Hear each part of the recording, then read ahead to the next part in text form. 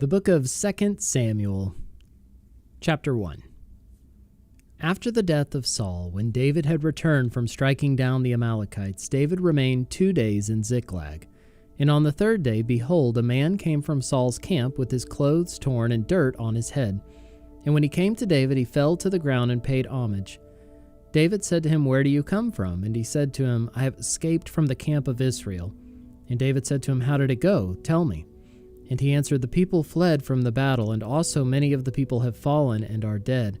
And Saul and his son Jonathan are also dead." Then David said to the young man who told him, "How do you know that Saul and his son Jonathan are dead?" And the young man who told him said, "By chance I happened to be on Mount Gilboa, and there was Saul leaning on his spear, and behold, the chariots and the horsemen were close upon him. And when he looked behind him, he saw me and called to me, and I answered, 'Here I am.' And he said to me, 'Who are you?' I answered him, 'I am an Amalekite.' And he said to me, 'Stand beside me and kill me, for anguish has seized me, and yet my life still lingers.' So I stood beside him and killed him, because I was sure that he could not live after he had fallen. And I took the crown that was on his head and the armlet that was on his arm, and I have brought them here to my Lord." Then David took hold of his clothes and tore them, and so did all the men who were with him, and they mourned and wept and fasted until evening for Saul and for Jonathan his son, and for the people of the Lord and for the house of Israel, because they had fallen by the sword. And David said to the young man who told him, "Where do you come from?" And he answered, "I am the son of a sojourner, an Amalekite." David said to him, "How is it you are not afraid to put out your hand to destroy the Lord's anointed?" Then David called one of the young men and said, "Go, execute him." And he struck him down so that he died. And David said to him, "Your blood be on your head, for your own mouth has testified against you, saying, 'I have killed the Lord's anointed.'" And David lamented with his lamentation over Saul and Jonathan his son, and he said it should be taught to the people of Judah.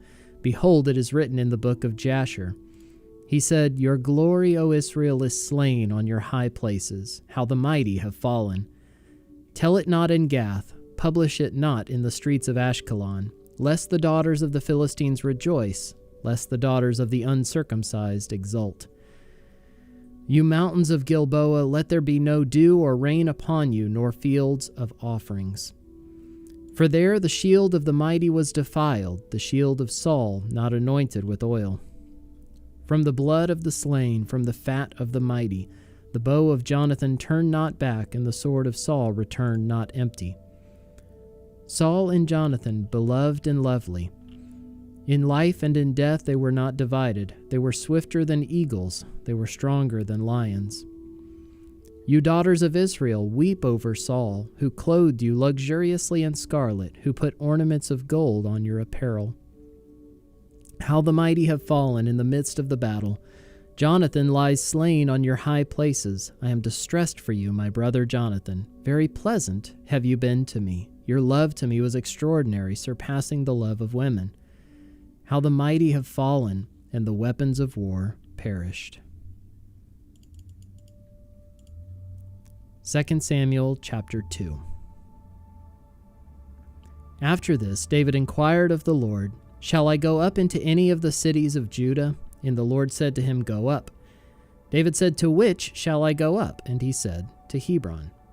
So David went up there, and his 2 wives also, Ahinoam of Jezreel and Abigail the widow of Nabal of Carmel. And David brought up his men who were with him, everyone with his household, and they lived in the towns of Hebron. And the men of Judah came, and there they anointed David king over the house of Judah. When they told David it was the men of Jabesh Gilead who buried Saul, David sent messengers to the men of Jabesh Gilead, and said to them, "May you be blessed by the Lord, because you showed this loyalty to Saul your Lord and buried him. Now may the Lord show steadfast love and faithfulness to you, and I will do good to you because you have done this thing. Now therefore let your hands be strong and be valiant, for Saul your Lord is dead, and the house of Judah has anointed me king over them." But Abner the son of Ner, commander of Saul's army, took Ishbosheth the son of Saul, and brought him over to Mahanaim, and he made him king over Gilead and the Asherites and Jezreel and Ephraim and Benjamin and all Israel. Ishbosheth, Saul's son, was 40 years old when he began to reign over Israel, and he reigned 2 years. But the house of Judah followed David. And the time that David was king in Hebron over the house of Judah was 7 years and 6 months. Abner, the son of Ner, and the servants of Ishbosheth, the son of Saul, went out from Mahanaim to Gibeon. And Joab, the son of Zeruiah, and the servants of David went out and met them at the pool of Gibeon. And they sat down, the one on the one side of the pool, and the other on the other side of the pool. And Abner said to Joab, "Let the young men arise and compete before us." And Joab said, "Let them arise." Then they arose and passed over by number, 12 for Benjamin and Ishbosheth, the son of Saul, and 12 of the servants of David. And each caught his opponent by the head, and thrust his sword in his opponent's side, so they fell down together. Therefore that place was called Helkath Hazurim, which is at Gibeon. And the battle was very fierce that day, and Abner and the men of Israel were beaten before the servants of David. And the 3 sons of Zeruiah were there, Joab, Abishai, and Asahel. Now Asahel was as swift of foot as a wild gazelle. And Asahel pursued Abner, and as he went, he turned neither to the right hand nor to the left from following Abner. Then Abner looked behind him and said, "Is it you, Asahel?" And he answered, "It is I." Abner said to him, "Turn aside to your right hand or to your left, and seize one of the young men and take his spoil."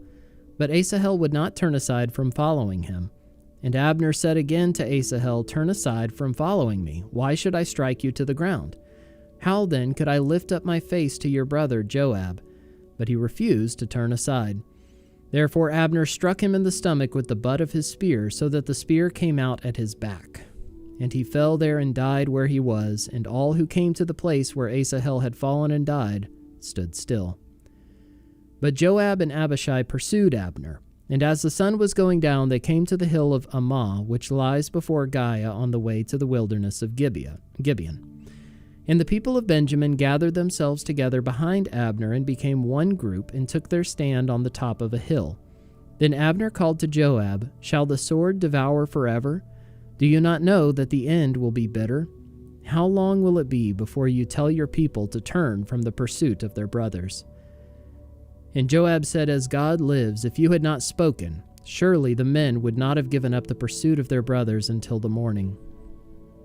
So Joab blew the trumpet, and all the men stopped and pursued Israel no more, nor did they fight any more.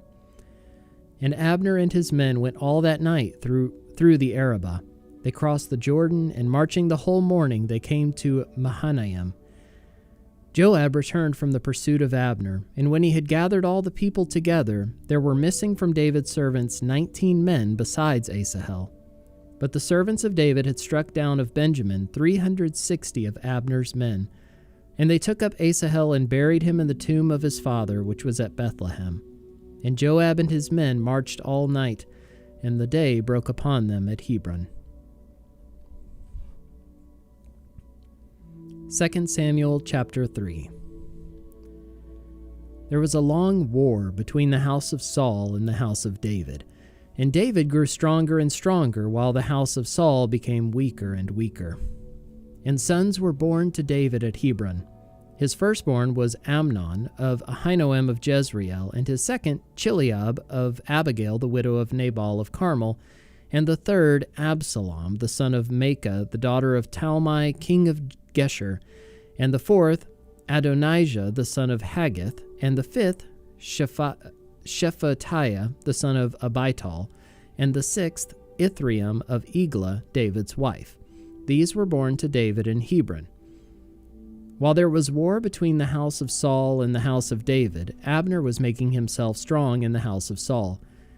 Now Saul had a concubine whose name was Rizpah, the daughter of Aiah. And Ishbosheth said to Abner, "Why have you gone into my father's concubine?" Then Abner was very angry over the words of Ishbosheth and said, "Am I a dog's head of Judah? To this day I keep showing steadfast love to the house of Saul your father, to his brothers and to his friends, and have not given you into the hand of David. And yet you charge me today with a fault concerning a woman. God do so to Abner and more also, if I do not accomplish for David what the Lord has sworn to him, to transfer the kingdom from the house of Saul and set up the throne of David over Israel, and over Judah, from Dan to Beersheba. And Ishbosheth could not answer Abner another word because he feared him. And Abner sent messengers to David on his behalf, saying, "To whom does the land belong? Make your covenant with me, and behold, my hand shall be with you to bring over all Israel to you." And he said, "Good, I will make a covenant with you. But one thing I require of you, that is, you shall not see my face unless you first bring Michal, Saul's daughter, when you come to see my face." Then David sent messengers to Ishbosheth, Saul's son, saying, "Give me my wife Michal, for whom I paid the bridal price of 100 foreskins of the Philistines." And Ishbosheth sent and took her from her husband Paltiel, the son of Laish. But her husband went with her, weeping after her all the way to Bahurim. Then Abner said to him, "Go, return," and he returned. And Abner conferred with the elders of Israel, saying, "For some time past you have been seeking David as king over you. Now then bring it about, for the Lord has promised David, saying, By the hand of my servant David I will save my people Israel from the hand of the Philistines and from the hand of all their enemies." Abner also spoke to Benjamin. And then Abner went to tell David at Hebron all that Israel and the whole house of Benjamin thought good to do. When Abner came with 20 men to David at Hebron, David made a feast for Abner and the men who were with him. And Abner said to David, "I will arise and go and will gather all Israel to my lord the king, that they may make a covenant with you, and that you may reign over all that your heart desires." So David sent Abner away, and he went in peace. Just then the servants of David arrived with Joab from a raid, bringing much spoil with them. But Abner was not with David at Hebron, for he had sent him away, and he had gone in peace. When Joab and all the army that was with him came, it was told Joab, "Abner the son of Ner came to the king, and he has let him go, and he has gone in peace." Then Joab went to the king and said, "What have you done? Behold, Abner came to you. Why is it that you have sent him away so that he is gone? You know that Abner the son of Ner came to deceive you, and to know you're going out and you're coming in, and to know all that you're doing." When Joab came out from David's presence, he sent messengers after Abner, and they brought him back from the cistern of Sirah. But David did not know about it. And when Abner returned to Hebron, Joab took him aside into the midst of the gate to speak with him privately, and there he struck him in the stomach so that he died, for the blood of Asahel his brother. Afterward, when David heard of it, he said, "I and my kingdom are forever guiltless before the Lord for the blood of Abner the son of Ner. May it fall upon the head of Joab and upon all his father's house, and may the house of Joab never be without one who has a discharge, or who is leprous, or who holds a spindle, or who falls by the sword, or who lacks bread." So Joab and Abishai his brother killed Abner, because he had put their brother Asahel to death in the battle at Gibeon. Then David said to Joab and to all the people who were with him, "Tear your clothes and put on sackcloth and mourn before Abner." And King David followed the bier. They buried Abner at Hebron, and the king lifted up his voice and wept at the grave of Abner, and all the people wept. And the king lamented for Abner, saying, "Should Abner die as a fool dies? Your hands were not bound, your feet were not fettered. As one falls before the wicked, you have fallen." And all the people wept again over him. Then all the people came to persuade David to eat bread while it was yet day. But David swore, saying, "God do so to me and more also, if I taste bread or anything else till the sun goes down." And all the people took notice of it, and it pleased them, as everything that the king did pleased all the people. So all the people and all Israel understood that day that it had not been the king's will to put to death Abner the son of Ner. And the king said to his servants, "Do you not know that a prince and a great man has fallen this day in Israel?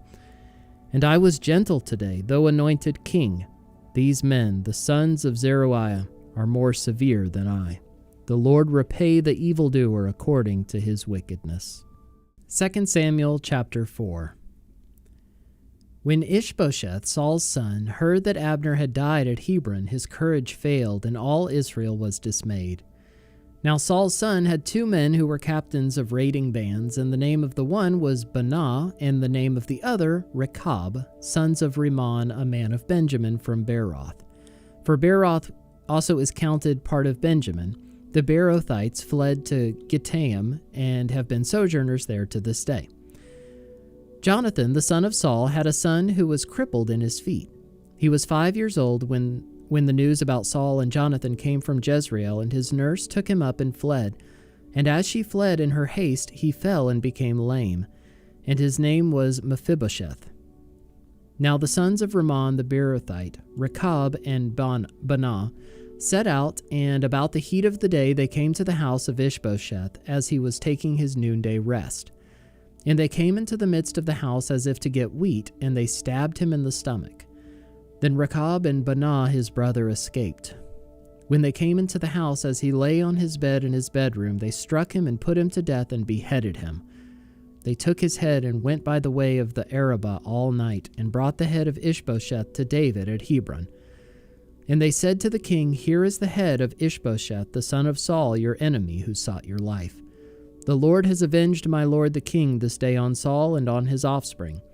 But David answered Rechab and Baanah his brother, the sons of Rimmon the Beerothite, "As the Lord lives, who has redeemed my life out of every adversity, when one told me, 'Behold, Saul is dead,' and thought he was bringing good news, I seized him and killed him at Ziklag, which was the reward I gave him for his news.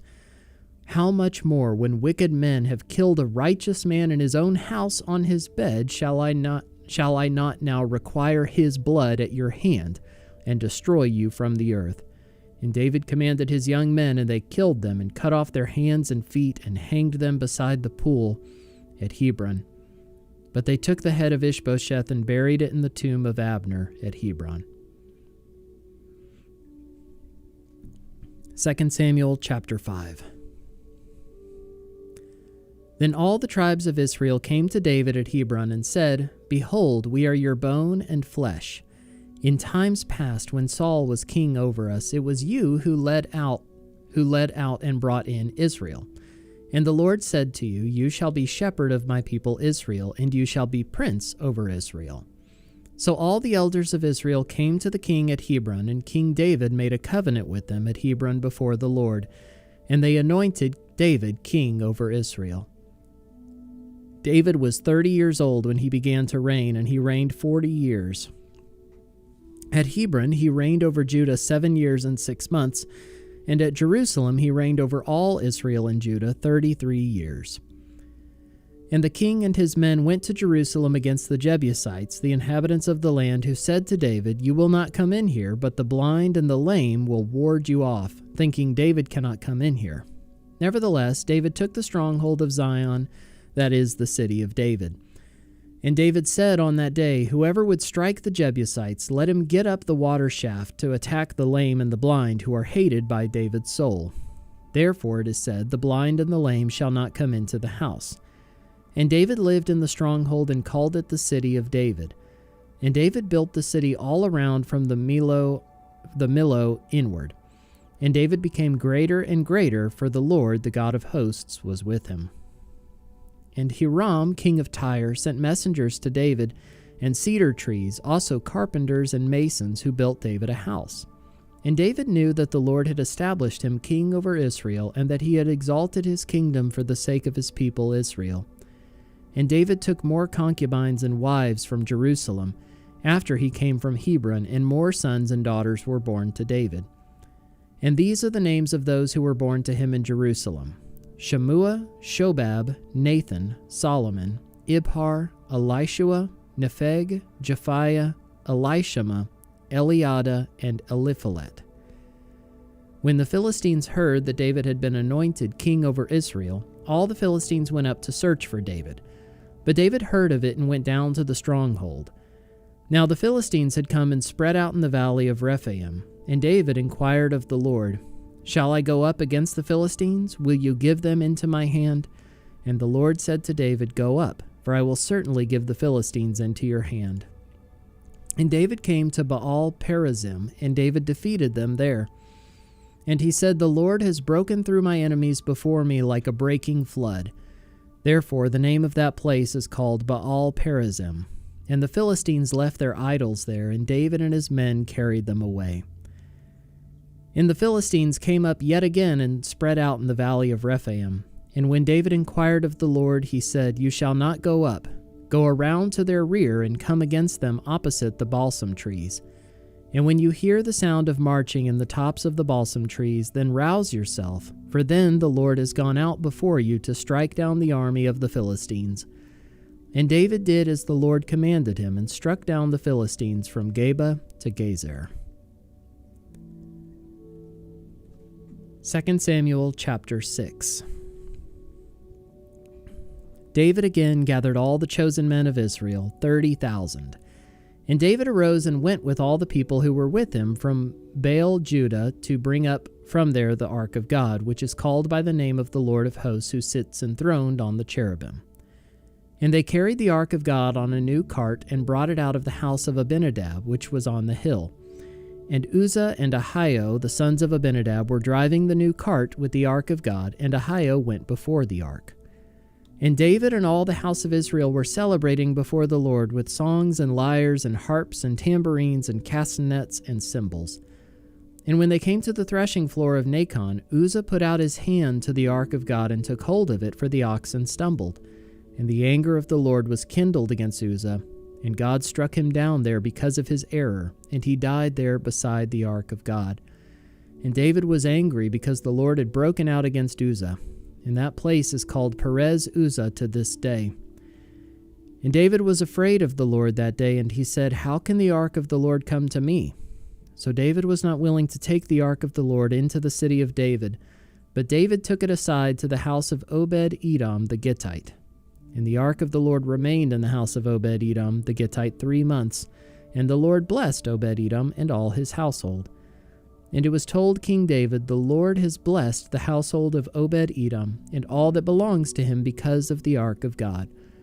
So David went and brought up the ark of God from the house of Obed-Edom to the city of David with rejoicing.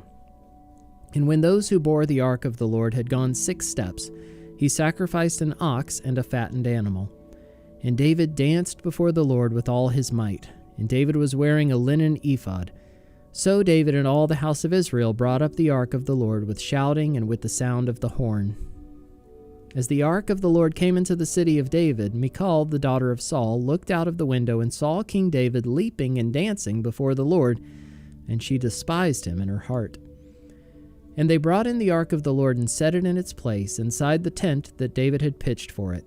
And David offered burnt offerings and peace offerings before the Lord. And when David had finished offering the burnt offerings and the peace offerings, he blessed the people in the name of the Lord of hosts, and distributed among all the people, the whole multitude of Israel, both men and women, a cake of bread, a portion of meat, and a cake of raisins to each one. Then all the people departed, each to his house. And David returned to bless his household. But Michal, the daughter of Saul, came out to meet David and said, "How the king of Israel honored himself today, uncovering himself today before the eyes of his servants, female servants, as one of the vulgar fellows shamelessly uncovers himself." And David said to Michal, "It was before the Lord, who chose me above your father and above all his house, to appoint me as prince over Israel, the people of the Lord, and I will celebrate before the Lord. I will make myself yet more contemptible than this, and I will be abased in your eyes.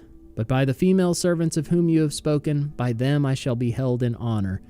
And Michal, the daughter of Saul, had no child to the day of her death. 2 Samuel chapter 7.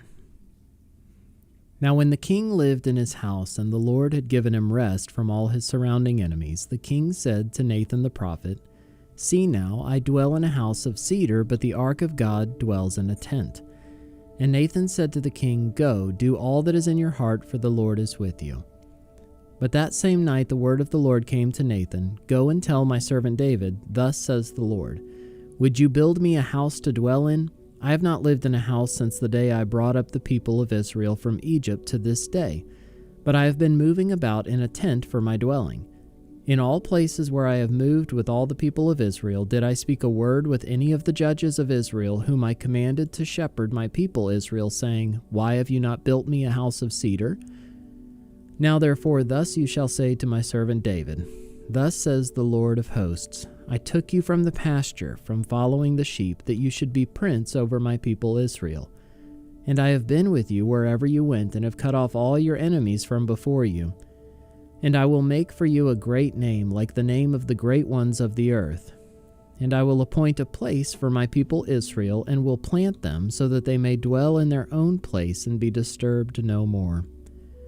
And violent men shall afflict them no more as formerly, from the time that I appointed judges over my people Israel. And I will give you rest from all your enemies. Moreover, the Lord declares to you that the Lord will make you a house.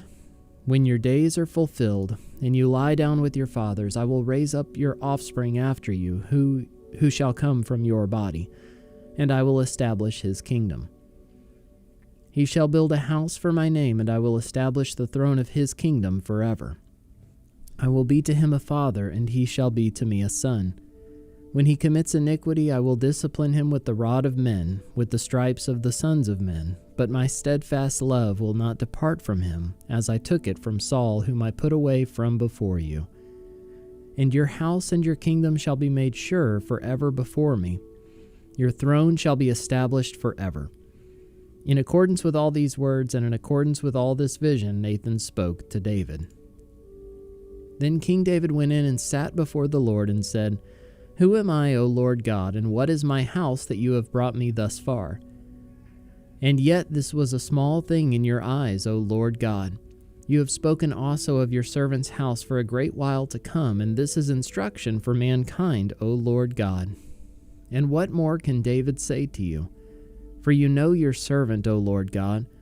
Because of your promise and according to your own heart you have brought about all this greatness, to make your servant know it. Therefore you are great, O Lord God, for there is none like you, and there is no God besides you, according to all that we have heard with our ears. And who is like your people Israel, the one nation on earth whom God went to redeem to be his people, making himself a name and doing for them great and awesome things by driving out before your people, whom you redeemed for yourself from Egypt, a nation and its gods. And you established for yourself your people Israel to be your people forever. And you, O Lord, became their God. And now, O Lord God, confirm forever the word that you have spoken concerning your servant and concerning his house, and do as you have spoken. And your name will be magnified forever, saying, The Lord of hosts is God over Israel, and the house of your servant David will be established before you. For you, O Lord of hosts, the God of Israel, have made this revelation to your servant, saying, I will build you a house. Therefore your servant has found courage to pray this prayer to you. And now, O Lord God, you are God, and your words are true, and you have promised this good thing to your servant. Now therefore may it please you to bless the house of your servant, so that it may continue forever before you. For you, O Lord God, have spoken, and with your blessing shall the house of your servant be blessed forever.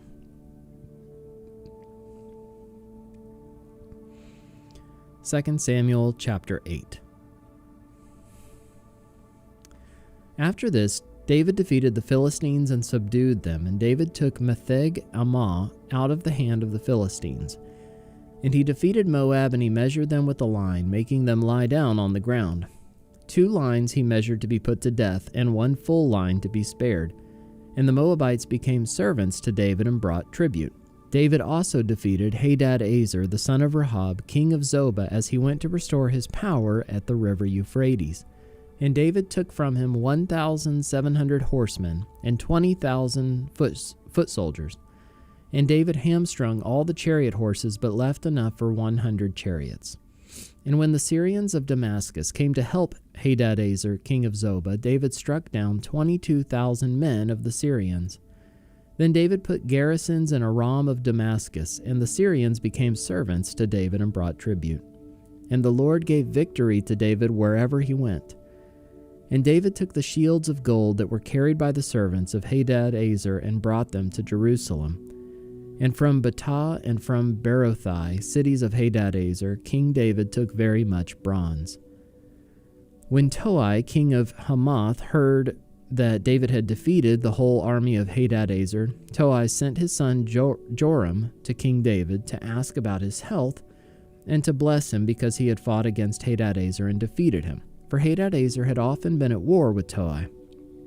And Joram brought with him articles of silver, of gold, and of bronze.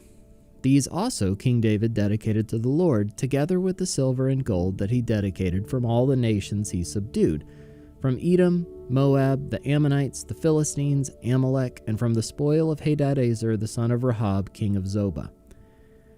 And David made a name for himself when he returned from striking down 18,000 Edomites in the Valley of Salt. Then he put garrisons in Edom.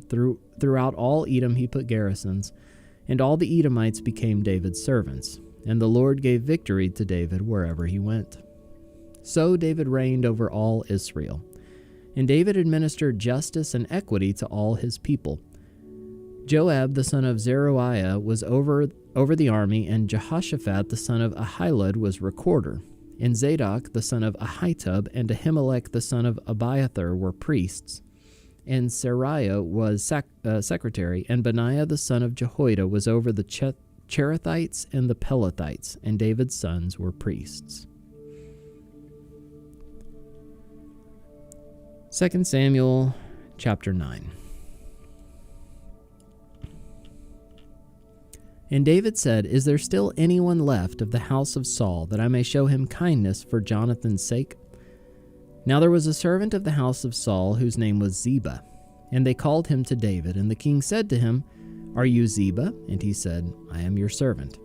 And the king said, "Is there not still someone of the house of Saul, that I may show the kindness of God to him?" Ziba said to the king, "There is still a son of Jonathan. He is crippled in his feet." The king said to him, "Where is he?" And Ziba said to the king, "He is in the house of Machir the son of Ammiel at Lo-debar." Then King David sent and brought him from the house of Machir the son of Ammiel at Lo-debar. And Mephibosheth the son of Jonathan, son of Saul, came to David and fell on his face and paid homage. And David said, "Mephibosheth." And he answered, "Behold, I am your servant."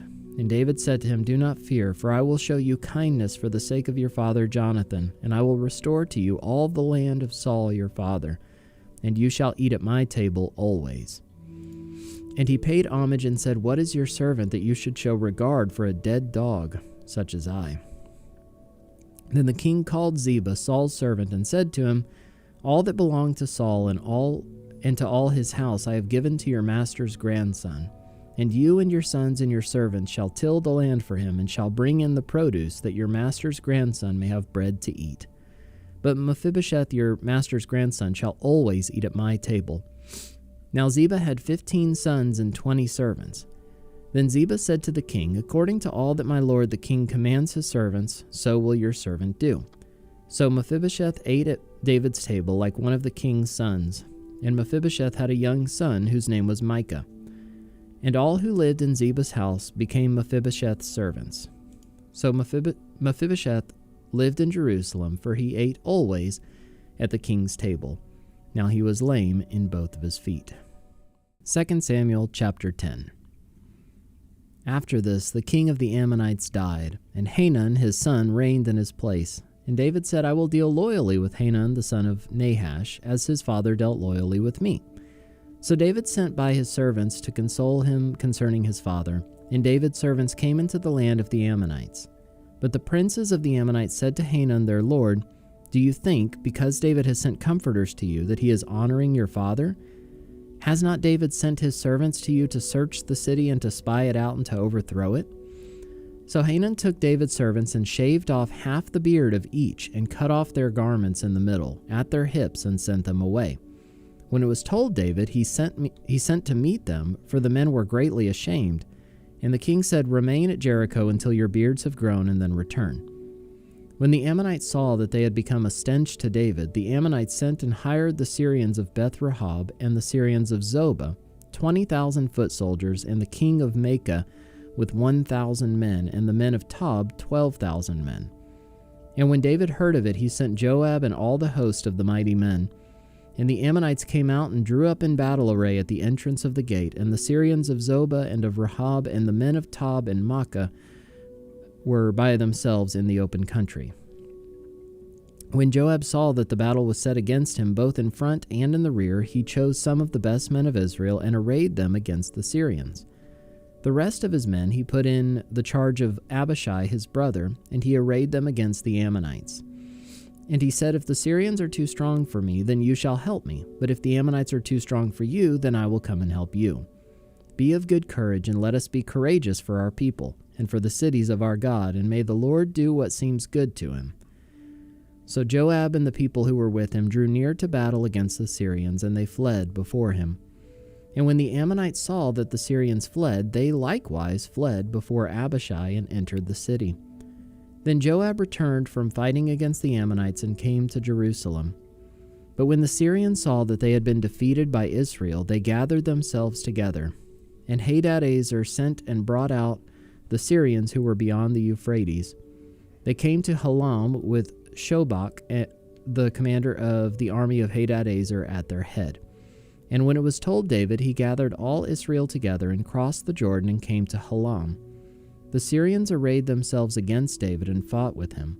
And the Syrians fled before Israel. And David killed of the Syrians the men of 700 chariots and 40,000 horsemen, and wounded Shobach the commander of their army, so that he died there. And when all the kings who were servants of Hadadezer saw that they had been defeated by Israel, they made peace with Israel and became subject to them.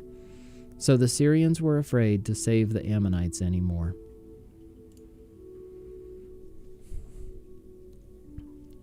Second Samuel chapter 11. In the spring of the year, the time when kings go out to battle, David sent Joab and his servants with him and all Israel. And they ravaged the Ammonites and besieged Rabbah. But David remained at Jerusalem. It happened late one afternoon when David arose from his couch and was walking on the roof of the king's house, that he saw from the roof a woman bathing, and the woman was very beautiful. And David sent and inquired about the woman, and one said, "Is not this Bathsheba, the daughter of Eliam, the wife of Uriah the Hittite?" So David sent messengers and took her, and she came to him, and he lay with her. Now she had been purifying herself from her uncleanness.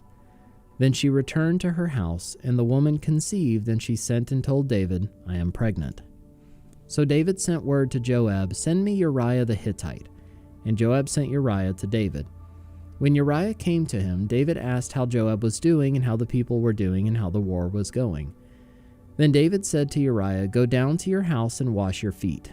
And Uriah went out of the king's house, and there followed him a present from the king. But Uriah slept at the door of the king's house with all the servants of his lord, and did not go down to his house. When they told David Uriah did not go down to his house, David said to Uriah, "Have you not come home from a journey? Why did you not go down to your house?" Uriah said to David, "The ark and Israel and Judah dwell in booths, and my lord Joab and the servants of my lord are camping in the open field. Shall I then go to my house to eat and to drink and to lie with my wife?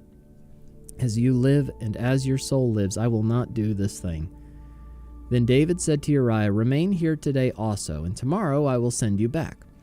So Uriah remained in Jerusalem that day and the next. And David invited him, and he ate in his presence and drank, so that he made him drunk. And in the evening he went out to lie on his couch with the servants of his lord, but he did not go down to his house. In the morning David wrote a letter to Joab and sent it by the hand of Uriah. In the letter he wrote, "Set Uriah in the forefront of the hardest fighting, and then draw back from him, that he may be struck down and die." And as Joab was besieging the city, he assigned Uriah to the place where he knew there were valiant men. And the men of the city came out and fought with Joab, and some of the servants of David among the people fell. Uriah the Hittite also died. Then Joab sent and told David all the news about the fighting, and he instructed the messenger, "When you've finished telling all the news about the fighting to the king, then if the king's anger rises, and if he says to you, 'Why did you go so near the city to fight? Did you not know that they would shoot from the wall? Who killed Abimelech the son of Jerubbesheth? Did not a woman cast an upper millstone on him from the wall, so that he died at Thebez? Why did you go so near the wall?' Then you shall say, 'Your servant Uriah the Hittite is dead also.'"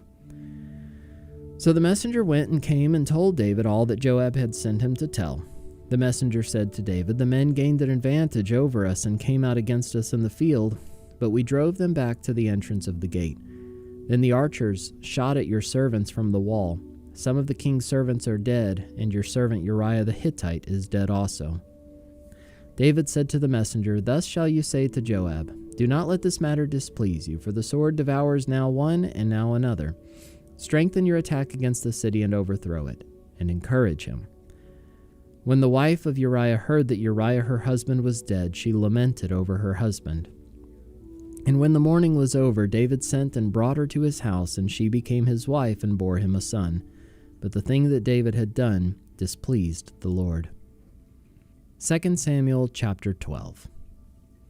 And the Lord sent Nathan to David. He came to him and said to him, "There were 2 men in a certain city, the one rich and the other poor.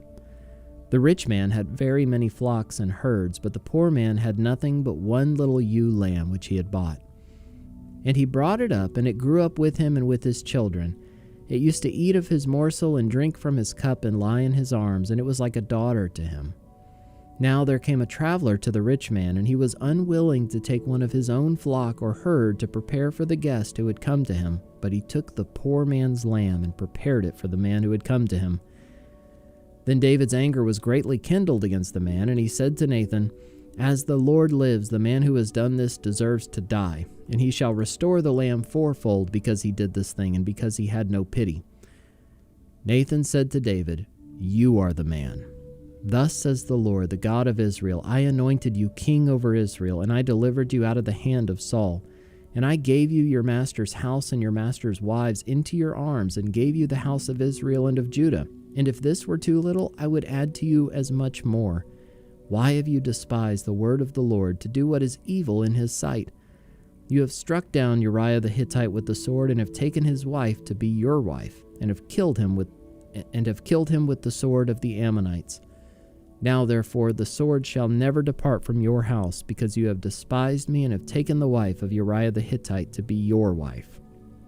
Thus says the Lord, Behold, I will raise up evil against you out of your own house, and I will take your wives before your eyes and give them to your neighbor, and he shall lie with your wives in the sight of the sun. For you did it secretly, but I will do this thing before all Israel and before the sun."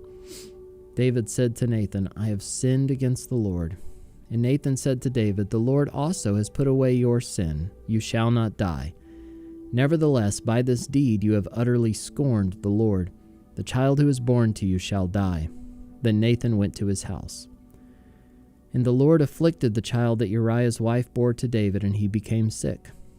David therefore sought God on behalf of the child, and David fasted and went in and lay all night on the ground. And the elders of his house stood beside him to raise him from the ground, but he would not, nor did he eat food with them. On the 7th day the child died.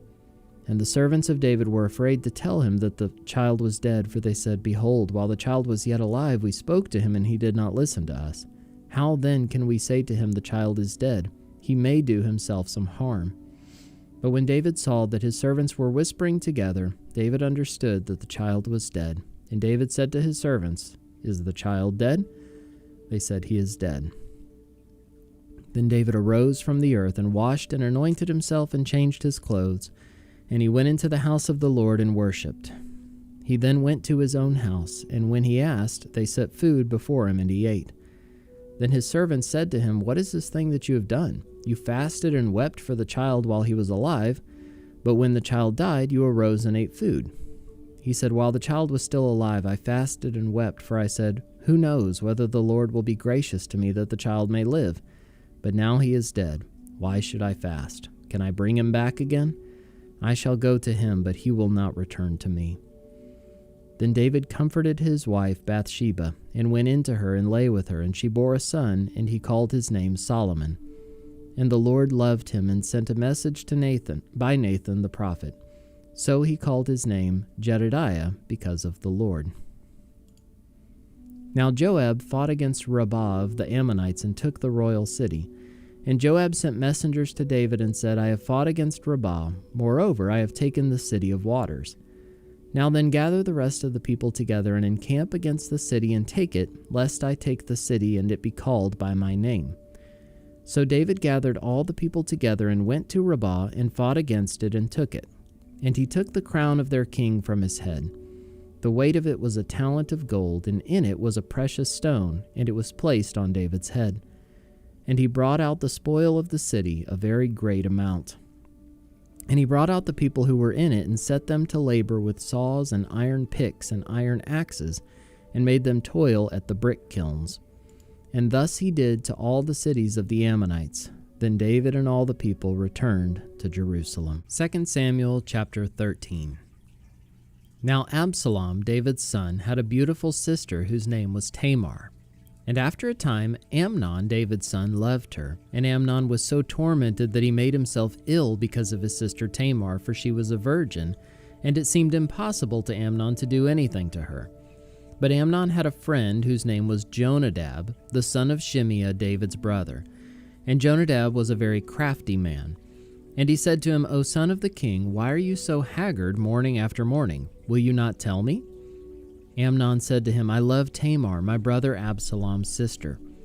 Jonadab said to him, Lie down on your bed and pretend to be ill, and when your father comes to see you, say to him, Let my sister Tamar come and give me bread to eat, and prepare the food in my sight, that I may see it and eat it from her hand.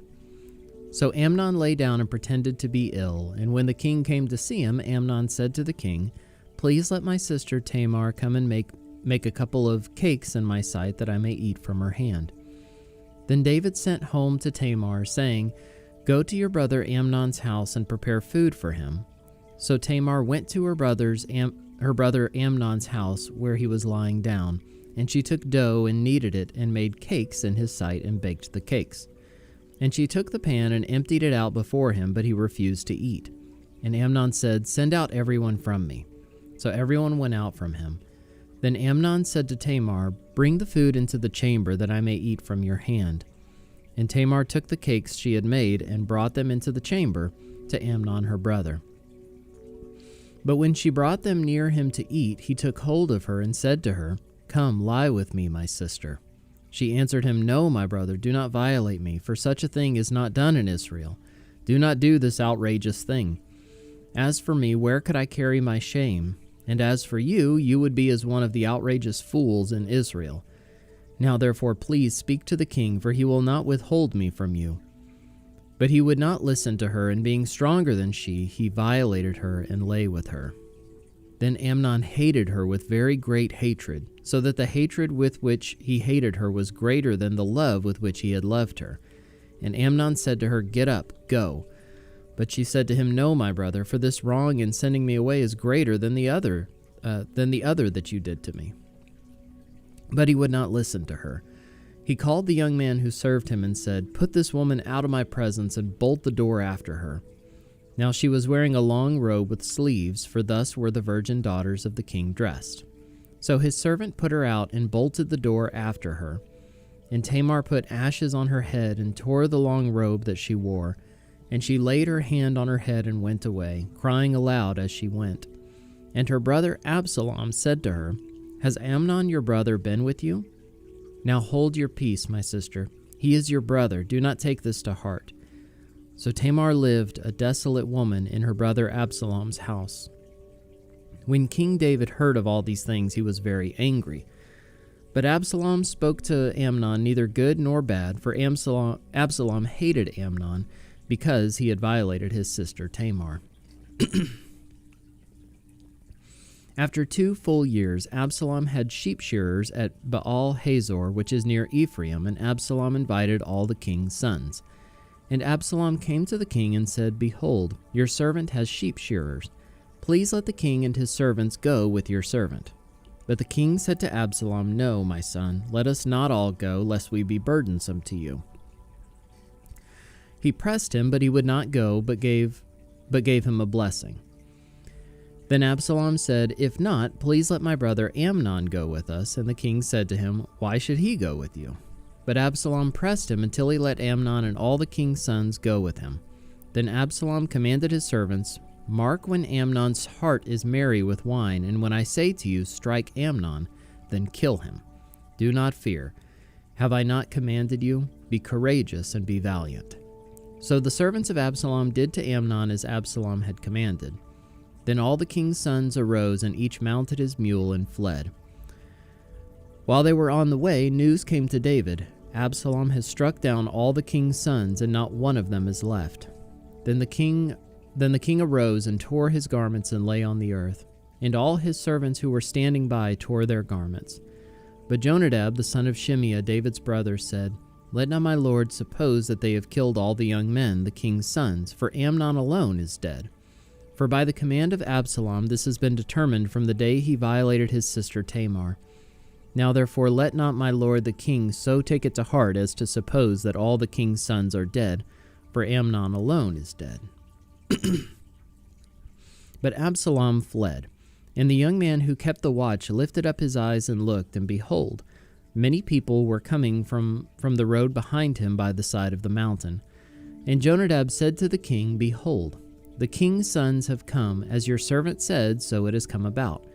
And as soon as he had finished speaking, behold, the king's sons came and lifted up their voice and wept.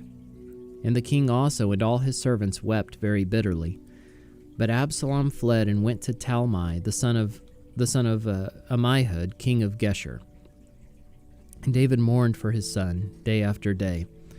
So Absalom fled and went to Geshur, and was there 3 years. And the spirit of the king longed to go out to Absalom, because he was comforted about Amnon, since he was dead. 2 Samuel chapter 14. Now Joab, the son of Zeruiah, knew that the king's heart went out to Absalom. And Joab sent to Tekoa and brought from there a wise woman and said to her, "Pretend to be a mourner and put on mourning garments. Do not anoint yourself with oil, but behave like a woman who has been mourning many days for the dead. Go to the king and speak thus to him." So Joab put the words in her mouth. When the women of Tekoa came to the king, she fell on her face to the ground and paid homage and said, "Save me, O king." And the king said to her, "What is your trouble?" She answered, "Alas, I am a widow, my husband is dead. And your servant had 2 sons, and they quarreled with one another in the field. There was no one to separate them, and one struck the other and killed him. And now the whole clan is risen against your servant, and they say, 'Give up the man who struck his brother, that we may put him to death for the life of his brother whom he killed.' And so they would destroy the heir also. Thus they would quench my coal that is left, and leave to my husband neither name nor remnant on the face of the earth." Then the king said to the woman, "Go to your house, and I will give orders concerning you." And the woman of Tekoa said to the king, "On me be the guilt, my lord the king, and on my father's house. Let the king and his throne be guiltless." The king said, "If anyone says anything to you, bring him to me, and he shall never touch you again." Then she said, "Please let the king invoke the Lord your God, that the avenger of blood kill no more, and my son be not destroyed." He said, "As the Lord lives, not one hair of your son shall fall to the ground." Then the woman said, "Please let your servant speak a word to my lord the king." He said, "Speak." And the woman said, "Why then have you planned such a thing against the people of God? For in giving this decision the king convicts himself, inasmuch as the king does not bring his banished one home again. We must all die. We are like water spilled on the ground, which cannot be gathered up again. But God will not take away life, and he devises means so that the banished one will not remain an outcast.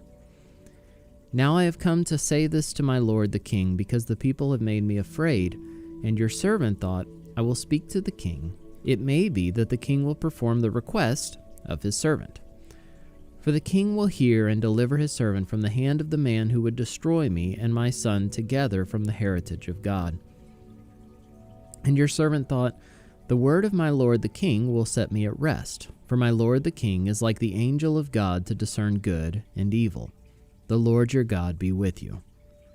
Then the king answered the woman, "Do not hide from me anything I ask you." And the woman said, "Let my lord the king speak." The king said, "Is the hand of Joab with you in all this?" The woman answered and said, "As surely as you live, my lord the king, one cannot turn to the right hand or to the left from anything that my lord the king has said. It was your servant Joab who commanded me. It was he who put all these words in the mouth of your servant. In order to change the course of things, your servant Joab did this. But my Lord has wisdom like the wisdom of the angel of God to know all things that are on the earth." Then the king said to Joab, "Behold now, I grant this. Go, bring back the young man Absalom." And Joab fell on his face to the ground and paid homage and blessed the king. And Joab said, "Today your servant knows that I have found favor in your sight, my lord the king, and that the king has granted the request of his servant." So Joab arose and went to Geshur and brought Absalom to Jerusalem. And the king said, "Let him dwell apart in his own house. He is not to come into my presence." So Absalom lived apart in his own house and did not come into the king's presence. Now in all Israel there was no one so much to be praised for his handsome appearance as Absalom. From the sole of his foot to the crown of his head there was no blemish in him.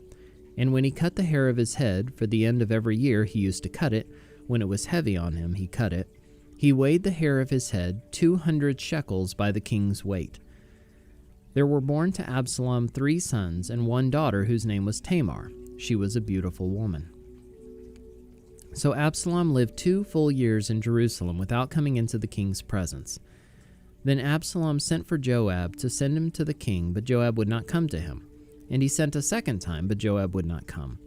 Then he said to his servants, "See, Joab's field is next to mine, and he has barley there. Go and set it on fire."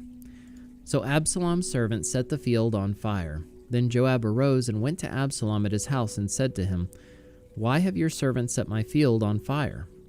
Absalom answered Joab, "Behold, I sent word to you, come here that I may send you to the king to ask, why have I come from Geshur? It would be better for me to be there still. Now therefore let me go into the presence of the king, and if there is guilt in me, let him put me to death." Then Joab went to the king and told him, and he summoned Absalom.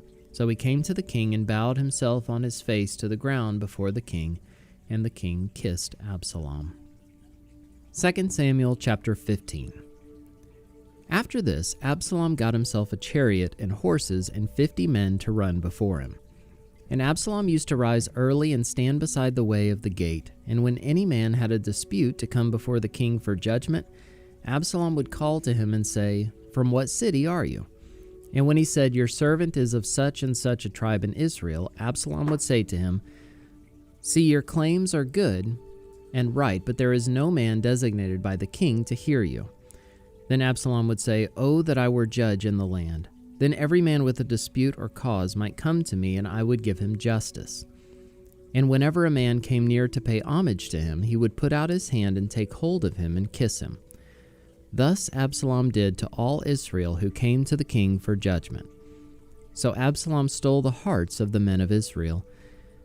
And at the end of 4 years, Absalom said to the king, "Please let me go and pay my vow which I have vowed to the Lord in Hebron. For your servant vowed a vow while I lived at Geshur in Aram, saying, If the Lord will indeed bring me back to Jerusalem, then I will offer worship to the Lord." The king said to him, "Go in peace." So he arose and went to Hebron. But Absalom sent secret messengers throughout all the tribes of Israel, saying, "As soon as you hear the sound of the trumpet, then say, Absalom is king at Hebron." With Absalom went 200 men from Jerusalem who were invited guests, and they went in their innocence and knew nothing. And while Absalom was offering the sacrifices, he sent for Ahithophel the Gilonite, David's counselor from the city Gilo. And the conspiracy grew strong, and the people with Absalom kept increasing. And a messenger came to David, saying, "The hearts of the men of Israel have gone after Absalom." Then David said to all his servants who were with him at Jerusalem, "Arise and let us flee, or else there will be no escape for us from Absalom. Go quickly, lest he overtake us quickly and bring down ruin on us and strike the city with the edge of the sword." And the king's servants said to the king, "Behold, your servants are ready to do whatever my lord the king decides." So the king went out, and all his household after him. And the king left 10 concubines to keep the house. And the king went out, and all the people after him, and they halted at the last house. And all his servants passed by him, and all the Cherethites, and all the Pelethites, and all the 600 Gittites who had followed him from Gath passed on before the king. Then the king said to Attai the Gittite, "Why do you also go with us? Go back and stay with the king, for you are a foreigner and also an exile from your home. You came only yesterday, and shall I today make you wander about with us, since I go I know not where? Go back and take your brothers with you, and may the Lord show steadfast love and faithfulness to you." But Attai answered the king, As the Lord lives, and as my lord the king lives, wherever my lord the king shall be, whether for death or for life, there also will your servant be. And David said to Ittai, Go then, pass on. So Ittai the Gittite passed on with all his men and all the little ones who were with him. And all the land wept aloud as all the people passed by, and the king crossed the brook Kidron, and all the people passed on toward the wilderness. And Abiathar came up, and behold, Zadok came also with all the Levites, bearing the ark of the covenant of God. And they set down the ark of God until the people had all passed out of the city. Then the king said to Zadok, Carry the ark of God back into the city. If I find favor in the eyes of the Lord, he will bring me back and let me see both it and his dwelling place. But if he says, I have no pleasure in you, behold, here I am. Let him do to me what seems good to him. The king also said to Zadok the priest, Are you not a seer?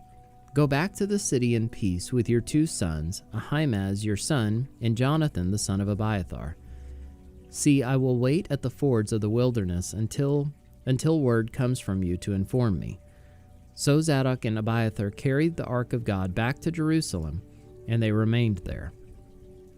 But David went up the ascent of the Mount of Olives, weeping as he went, barefoot and with his head covered. And all the people who were with him covered their heads, and they went up, weeping as they went.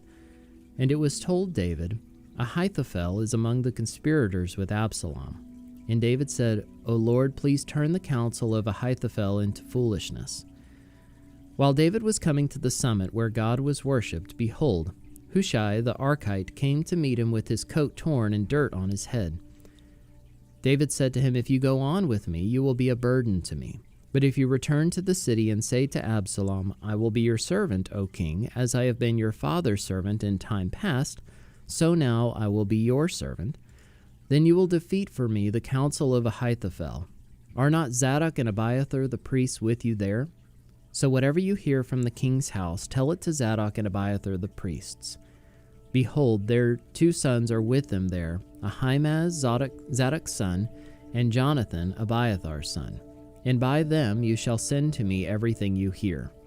So Hushai, David's friend, came into the city just as Absalom was entering Jerusalem. 2 Samuel chapter 16. When David had passed a little beyond the summit, Ziba, the servant of Mephibosheth, met him with a couple of donkeys saddled, bearing 200 loaves of bread, 100 bunches of raisins, 100 of summer fruits, and a skin of wine. And the king said to Ziba, Why have you brought these? Ziba answered, The donkeys are for the king's household to ride on, the bread and summer fruit for the young men to eat, and the wine for those who faint in the wilderness to drink. And the king said, And where is your master's son? Ziba said to the king, Behold, he remains in Jerusalem, for he said, Today the house of Israel will give me back the kingdom of my father. Then the king said to Ziba, Behold, all that belonged to Mephibosheth is now yours. And Ziba said, I pay homage. Let me ever find favor in your sight, my lord the king. When King David came to Bahurim, there came out a man of the family of the house of Saul, whose name was Shimei, the son of Gera. As he came, he cursed continually. And he threw stones at David and at all the servants of King David, and all the people and all the mighty men were on his right hand and on his left. And Shimei said as he cursed, Get out, you man of blood, you worthless man. The Lord has avenged on you all the blood of the house of Saul, in whose place you have reigned, and the Lord has given the kingdom into the hand of your son Absalom. See, your evil is on you, for you are a man of blood. Then Abishai, the son of Zeruiah, said to the king, Why should this dead dog curse my lord the king? Let me go over and take off his head. But the king said, What have I to do with you, you sons of Zeruiah? If he is cursing because the Lord has said to him, Curse David, who then shall say, Why have you done so? And David said to Abishai and to all his servants, Behold, my own son seeks my life. How much more now may this Benjaminite? Leave him alone and let him curse, for the Lord has told him to. It may be that the Lord will look on the wrong done to me, and that the Lord will repay me with good for his cursing today. So David and his men went on the road, while Shimei went along on the hillside opposite him, and cursed as he went, and threw stones at him and flung dust. And the king and all the people who were with him arrived weary at the Jordan, and there he refreshed himself. Now Absalom and all the people, the men of Israel, came to Jerusalem, and Ahithophel with him. And when Hushai the Archite, David's friend, came to Absalom, Hushai said to Absalom, "Long live the king, long live the king." And Absalom said to Hushai, "Is this your loyalty to your friend? Why did you not go with your friend?" And Hushai said to Absalom, "No, for whom the Lord and this people and all the men of Israel have chosen, his I will be, and with him I will remain. And again, whom shall I serve? Should it not be his son? As I have served your father, so I will serve you."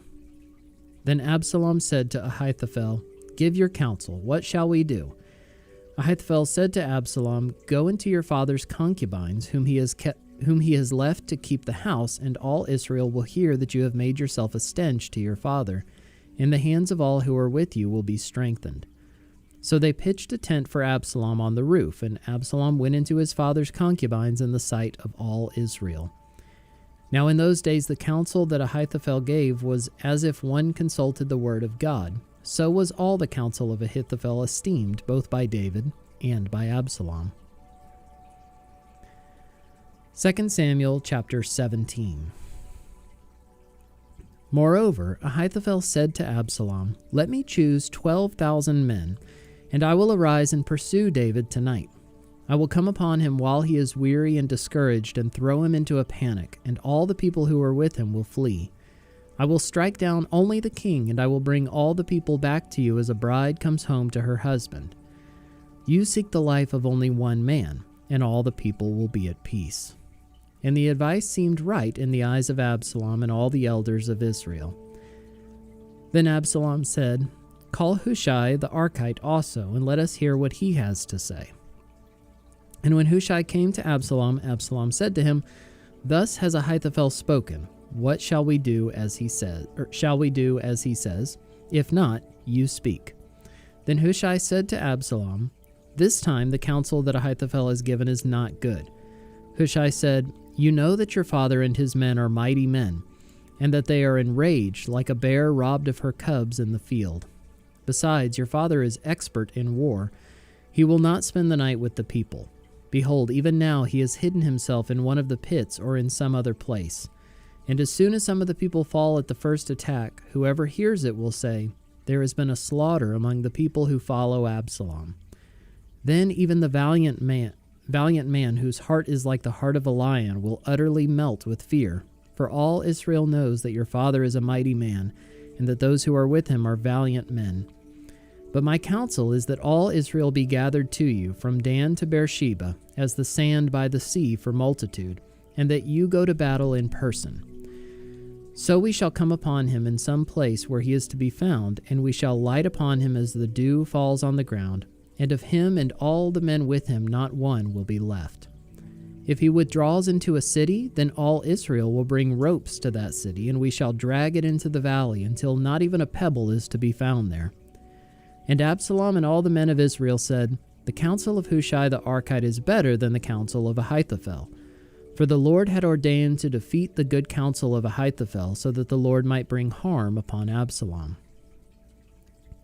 Then Hushai said to Zadok and Abiathar the priests, "Thus and so did Ahithophel counsel Absalom and the elders of Israel, and thus and so have I counseled. Now therefore send quickly and tell David, 'Do not stay tonight at the fords of the wilderness, but by all means pass over, lest the king and all the people who were with him be swallowed up.'" Now Jonathan and Ahimaaz were waiting at En-Rogel. A female servant was to go and tell them, and they were to go and tell King David, for they were not to be seen entering the city. But a young man saw them and told Absalom. So both of them went away quickly and came to the house of a man at Bahurim, who had a well in his courtyard, and they went down into it. And the woman took and spread a covering over the well's mouth and scattered grain on it, and nothing was known of it. When Absalom's servants came to the woman at the house, they said, "Where are Ahimaaz and Jonathan?" And the woman said to them, "They have gone over the brook of water." And when they had sought and could not find them, they returned to Jerusalem. After they had gone, the men came up out of the well and went and told King David. They said to David, "Arise and go quickly over the water, for thus and so has Ahithophel counseled against you." Then David arose and all the people who were with him, and they crossed the Jordan. By daybreak not one was left who had not crossed the Jordan. When Ahithophel saw that his counsel was not followed, he saddled his donkey and went off home to his own city. He set his house in order and hanged himself, and he died and was buried in the tomb of his father. Then David came to Mahanaim, and Absalom crossed the Jordan with all the men of Israel. Now Absalom had set Amasa over the army instead of Joab. Amasa was the son of a man named Ithra the Ishmaelite, who had married Abigail, the daughter of Nahash, sister of Zeruiah, Joab's mother. And Israel and Absalom encamped in the land of Gilead. When David came to Mahanaim, Shobi, the son of Nahash from Ramoth of the Ammonites, and Machir, the son of Ammiel from Lo-debar, and Barzillai the Gileadite from Rogelim, brought beds, basins, and earthen vessels, wheat, barley, flour, parched grain, beans, and lentils, honey and curds, and sheep and cheese from the herd, for David and the people with him to eat, for they said, "The people are hungry and weary and thirsty in the wilderness."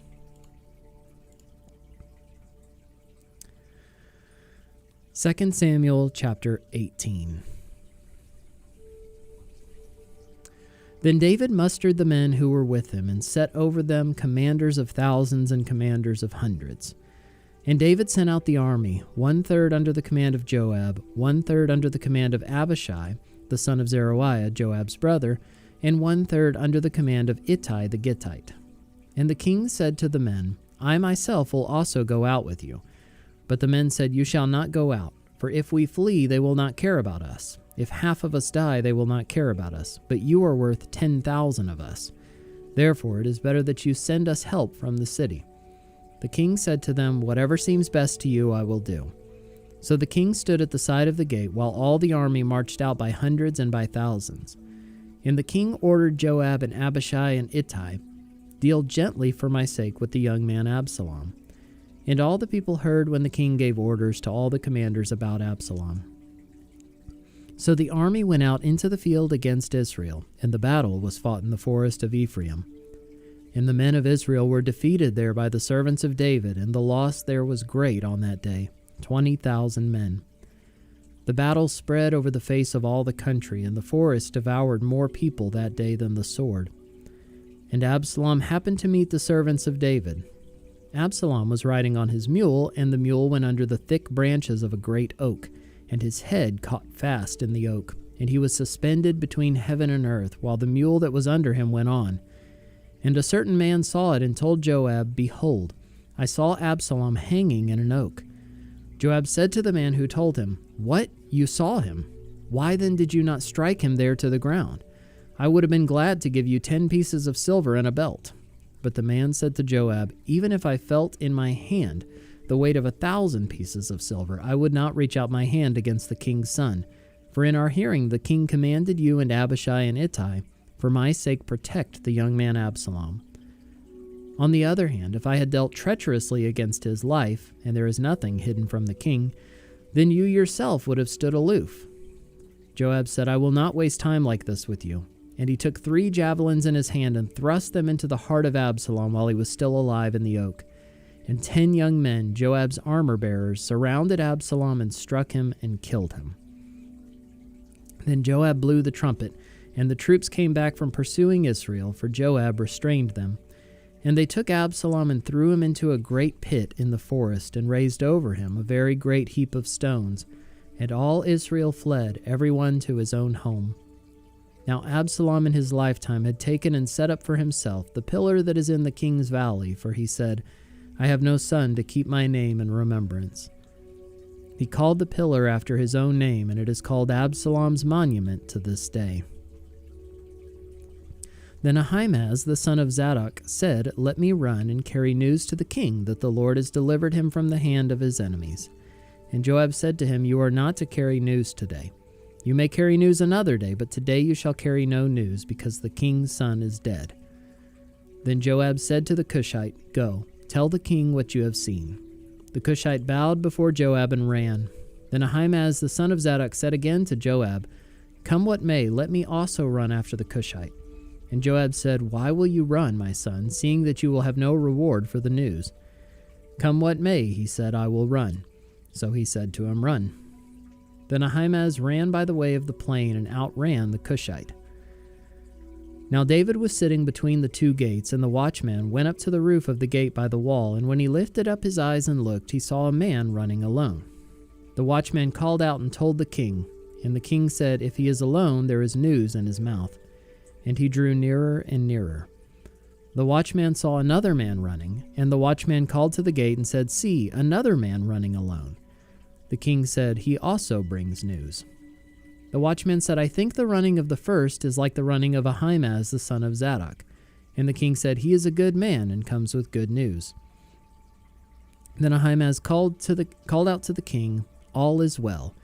And he bowed before the king with his face to the earth and said, "Blessed be the Lord your God, who has delivered up the men who raised their hand against my lord the king."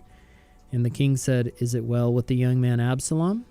Ahimaaz answered, "When Joab sent the king's servant, your servant, I saw a great commotion, but I do not know what it was."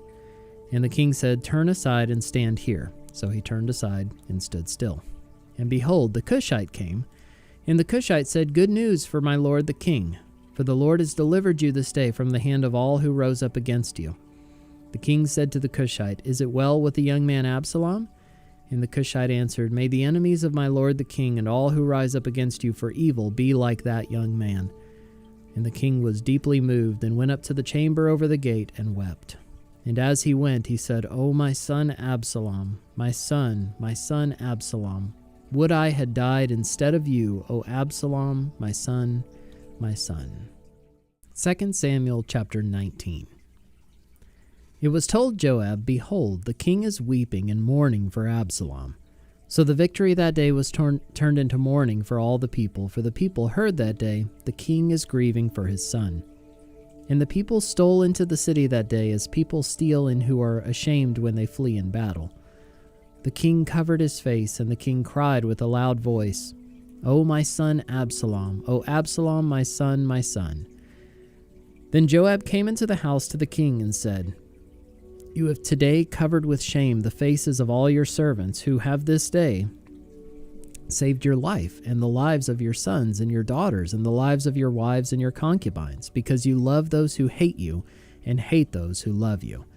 For you have made it clear today that commanders and servants are nothing to you. For today I know that if Absalom were alive and all of us were dead today, then you would be pleased.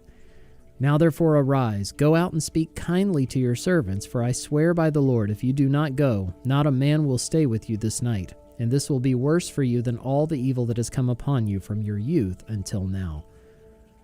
Then the king arose and took his seat in the gate. And the people were all told, "Behold, the king is sitting in the gate." And all the people came before the king. Now Israel had fled every man to his own home, and all the people were arguing throughout all the tribes of Israel, saying, "The king delivered us from the hand of our enemies and saved us from the hand of the Philistines, and now he has fled out of the land from Absalom. But Absalom, whom we anointed over us, is dead in battle. Now therefore, why do you say nothing about bringing the king back?" And King David sent this message to Zadok and Abiathar the priests. "Say to the elders of Judah, why should you be the last to bring the king back to his house, when the word of all Israel has come to the king? You are my brothers, you are my bone and my flesh. Why then should you be the last to bring back the king? And say to Amasa, are you not my bone and my flesh? God do so to me and more also, if you are not commander of my army from now on in place of Joab." And he swayed the heart of all the men of Judah as one man, so that they sent word to the king, "Return, both you and all your servants." So the king came back to the Jordan, and Judah came to Gilgal to meet the king and to bring the king over the Jordan. And Shimei the son of Gera the Benjaminite from Bahurim hurried to come down with the men of Judah to meet King David.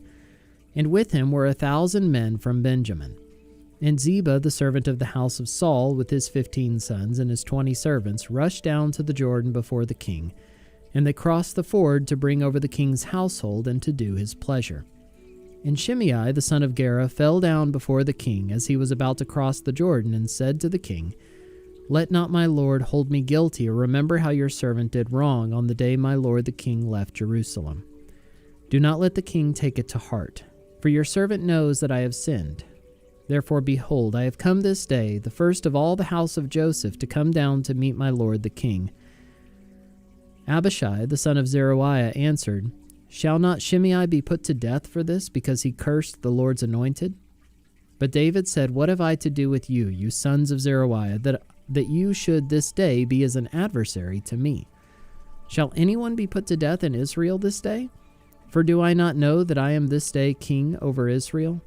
And the king said to Shimei, "You shall not die." And the king gave him his oath. And Mephibosheth the son of Saul came down to meet the king. He had neither taken care of his feet, nor trimmed his beard, nor washed his clothes, from the day the king departed until the day he came back in safety. And when he came to Jerusalem to meet the king said to him, "Why did you not go with me, Mephibosheth?" He answered, "My lord, O king, my servant deceived me. For your servant said to him, I will saddle a donkey for myself, that I may ride on it and go with the king, for your servant is lame. He has slandered your servant to my lord the king, but my lord the king is like the angel of God. Do therefore what seems good to you. For all my father's house were but men doomed to death before my lord the king, but you set your servant among those who eat at your table. What further right have I, then, to cry to the king?" And the king said to him, "Why speak any more of your affairs? I have decided. You and Ziba shall divide the land." And Mephibosheth said to the king, "Oh, let him take it all, since my lord the king has come safely home." Now Barzillai the Gileadite had come down from Rogelim, and he went on with the king to the Jordan to escort him over the Jordan. Barzillai was a very aged man, 80 years old. He had provided the king with food while he stayed at Mahanaim, for he was a very wealthy man. And the king said to Barzillai, "Come over with me, and I will provide for you with me in Jerusalem." But Barzillai said to the king, "How many years have I still to live, that I should go up with the king to Jerusalem? I am this day 80 years old. Can I discern what is pleasant and what is not? Can your servant taste what he eats or what he drinks? Can I still listen to the voice of singing men and singing women? Why then should your servant be an added burden to my lord the king? Your servant will go a little way over the Jordan with the king. Why should the king repay me with such a reward?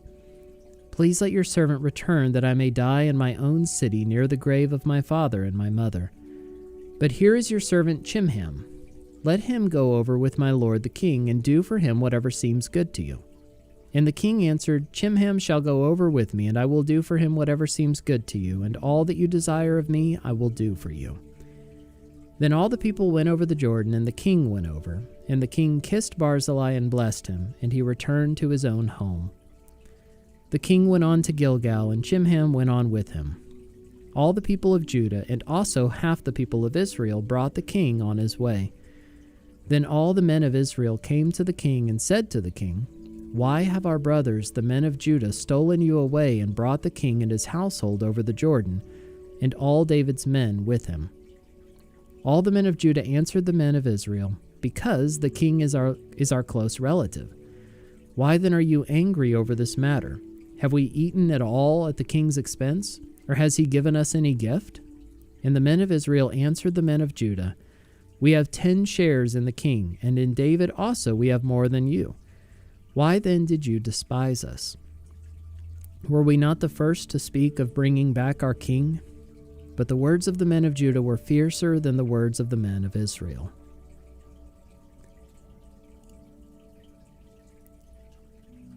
2 Samuel chapter 20. Now there happened to be there a worthless man whose name was Sheba, the son of Bichri, a Benjaminite, and he blew the trumpet and said, "We have no portion in David, and we have no inheritance in the son of Jesse, every man to his tents, O Israel." So all the men of Israel withdrew from David and followed Sheba, the son of Bichri. But the men of Judah followed their king steadfastly from the Jordan to Jerusalem. And David came to his house at Jerusalem. And the king took the 10 concubines whom he had left to care for the house and put them in a house under guard and provided for them, but did not go into them. So they were shut up until the day of their death, living as if in widowhood. Then the king said to Amasa, "Call the men of Judah together to me within 3 days, and be here yourself." So Amasa went to summon Judah, but he delayed beyond the set time that had been appointed him. And David said to Abishai, "Now Sheba, the son of Bichri, will do us more harm than Absalom. Take your lord's servants and pursue him, lest he get himself to fortified cities and escape from us." And there went out after him Joab's men and the Cherethites and the Pelethites and all the mighty men. They went out from Jerusalem to pursue Sheba the son of Bichri. When they were at the great stone that is in Gibeon, Amasa came to meet them. Now Joab was wearing a soldier's garment, and over it was a belt with a sword in its sheath fastened on his thigh. And as he went forward, it fell out. And Joab said to Amasa, "Is it well with you, my brother?" And Joab took Amasa by the beard with his right hand to kiss him. But Amasa did not observe the sword that was in Joab's hand. So Joab struck him with it in the stomach and spilled his entrails to the ground without striking a second blow, and he died. Then Joab and Abishai his brother pursued Sheba the son of Bichri. And one of Joab's young men took his stand by Amasa and said, "Whoever favors Joab and whoever is for David, let him follow Joab." And Amasa lay wallowing in his blood in the highway, and anyone who came by seeing him stopped. And when the man saw that all the people stopped, he carried Amasa out of the highway into the field and threw a garment over him. When he was taken out of the highway, all the people went on after Joab to pursue Sheba the son of Bichri. And Sheba passed through all the tribes of Israel to Abel of Beth-makkah, and all the Bichrites assembled and followed him in. And all the men who were with Joab came and besieged him in Abel of Beth-makkah. They cast up a mound against the city, and it stood against the rampart, and they were battering the wall to throw it down. Then a wise woman called from the city, "Listen, listen, tell Joab, 'Come here, that I may speak to you.' And he came near her, and the woman said, 'Are you Joab?' He answered, 'I am.' Then she said to him, 'Listen to the words of your servant.' And he answered, 'I am listening.'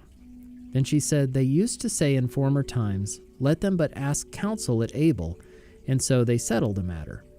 I am one of those who are peaceable and faithful in Israel. You seek to destroy a city that is a mother in Israel. Why will you swallow up the heritage of the Lord?' Joab answered, 'Far be it from me, far be it that I should swallow up or destroy. That is not true.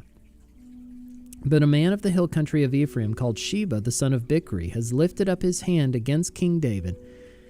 Give up him alone, and I will withdraw from the city.' And the woman said to Joab, 'Behold, his head shall be thrown to you over the wall.' Then the woman went to all the people in her wisdom, and they cut off the head of Sheba the son of Bichri and threw it out to Joab. So he blew the trumpet, and they dispersed from the city, every man to his home. And Joab returned to Jerusalem to the king. Now Joab was in command of all the army of Israel, and Benaiah the son of Jehoiada was in command of the Cherethites and the Pelethites, and Adoram was in charge of the forced labor, and Jehoshaphat the son of Ahilud was the recorder, and Sheva was secretary, and Zadok and Abiathar were priests, and Ira the Jairite was also David's priest.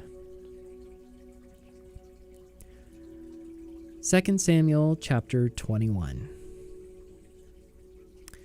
Now there was a famine in the days of David for 3 years, year after year. And David sought the face of the Lord, and the Lord said, "There is blood guilt on Saul and on his house, because he put the Gibeonites to death." So the king called the Gibeonites and spoke to them. Now the Gibeonites were not of the people of Israel, but of the remnant of the Amorites. Although the people of Israel had sworn to spare them, Saul had sought to strike them down in his zeal for the people of Israel and Judah. And David said to the Gibeonites, "What shall I do for you? And how shall I make atonement that you may bless the heritage of the Lord?" The Gibeonites said to him, "It is not a matter of silver or gold between us and Saul or his house, neither is it for us to put any man to death in Israel." And he said, "What do you say that I shall do for you?" They said to the king, the man who consumed us and planned to destroy us so that we should have no place in all the territory of Israel, let 7 of his sons be given to us, so that we may hang them before the Lord at Gibeah of Saul, the chosen of the Lord. And the king said, I will give them. But the king spared Mephibosheth, the son of Saul's son Jonathan, because of the oath of the Lord that was between them, between David and Jonathan, the son of Saul.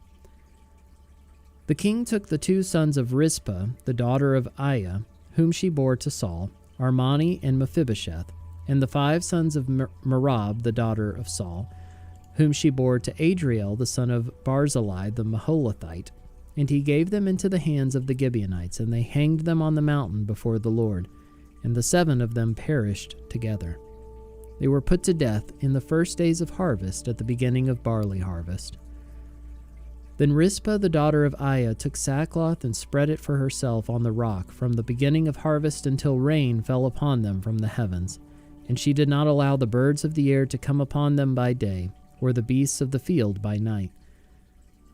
When David was told what Rizpah the daughter of Aiah, the concubine of Saul, had done, David went and took the bones of Saul and the bones of his son Jonathan from the men of Jabesh Gilead, who had stolen them from the public square of Beth Shan, where the Philistines had hanged them on the day the Philistines killed Saul on Gilboa. And he brought up from there the bones of Saul and the bones of his son Jonathan, and they gathered the bones of those who were hanged. And they buried the bones of Saul and his son Jonathan in the land of Benjamin in Zelah, in the tomb of Kish his father. And they did all that the king commanded. And after that God responded to the plea for the land. There was war again between the Philistines and Israel, and David went down together with his servants, and they fought against the Philistines, and David grew weary. And Ishbi-Benob, one of the descendants of the giants, whose spear weighed 300 shekels of bronze, and who was armed with a new sword, thought to kill David. But Abishai the son of Zeruiah came to his aid and attacked the Philistine and killed him. Then David's men swore to him, You shall no longer go out with us to battle, lest you quench the lamp of Israel. After this there was again war with the Philistines at Gob. Then Sibbecai the Hushathite struck down Saph, who was one of the descendants of the giants. And there was again war with the Philistines at Gob. And Elhanan the son of Jeroregim the Bethlehemite struck down Goliath the Gittite, the shaft of whose spear was like a weaver's beam. And there was again war at Gath, where there was a man of great stature, who had 6 fingers on each hand and 6 toes on each foot, 24 in number, and he also was descended from the giants. And when he taunted Israel, Jonathan the son of Shimei, David's brother, struck him down. These 4 were descended from the giants in Gath, and they fell by the hand of David and by the hand of his servants. 2 Samuel chapter 22. And David spoke to the Lord the words of this song on the day when the Lord delivered him from the hand of all his enemies and from the hand of Saul. He said, The Lord is my rock and my fortress and my deliverer, my God, my rock, in whom I take refuge, my shield and the horn of my salvation, my stronghold and my refuge. My Savior, you save me from violence. I call upon the Lord, who is worthy to be praised, and I am saved from my enemies. For the waves of death encompassed me, the torrents of destruction assailed me. The cords of Sheol entangled me, the snares of death confronted me. In my distress I called upon the Lord, to my God I called. From his temple he heard my voice, and my cry came to his ears. Then the earth reeled and rocked, the foundations of the heavens trembled and quaked because he was angry. Smoke went up from his nostrils, and devouring fire from his mouth. Glowing coals flamed forth from him. He bowed the heavens and came down. Thick darkness was under his feet. He rode on a cherub and flew. He was seen on the wings of the wind. He made darkness around him his canopy, thick clouds a gathering of water. Out of the brightness before him, coals of fire flamed forth. The Lord thundered from heaven, and the Most High uttered his voice. And he sent out arrows and scattered them, lightning and routed them. Then the channels of the sea were seen, The foundations of the world were laid bare at the rebuke of the Lord, at the blast of the breath of his nostrils. He sent from on high, he took me, he drew me out of many waters. He rescued me from my strong enemy, from those who hated me, for they were too mighty for me. They confronted me in the day of my calamity, but the Lord was my support. He brought me out into a broad place. He rescued me because he delighted in me. The Lord dealt with me according to my righteousness. According to the cleanness of my hands, he rewarded me. For I have kept the ways of the Lord and have not wickedly departed from my God. For all his rules were before me, and from his statutes I did not turn aside. I was blameless before him, and I kept myself from guilt. And the Lord has rewarded me according to my righteousness, according to my cleanness in his sight. With the merciful you show yourself merciful. With the blameless man you show yourself blameless. With the purified you deal purely, and with the crooked you make yourself seem torturous. You save a humble people, but your eyes are on the haughty to bring them down. For you are my lamp, O Lord, and my God lightens my darkness. For by you I can run against a troop, and by my God I can leap over a wall. This God, his way is perfect. The word of the Lord proves true. He is a shield for all those who take refuge in him. For who is God but the Lord? And who is a rock except our God? This God is my strong refuge, and has made my way blameless. He made my feet like the feet of a deer, and set me secure on the heights. He trains my hands for war, so that my arms can bend a bow of bronze. You have given me the shield of your salvation, and your gentleness made me great. You gave a wide place for my steps under me, and my feet did not slip. I pursued my enemies and destroyed them, and did not turn back until they were consumed. I consumed them. I thrust them through so that they did not rise. They fell under my feet. For you equipped me with strength for the battle. You made those who rise against me sink under me.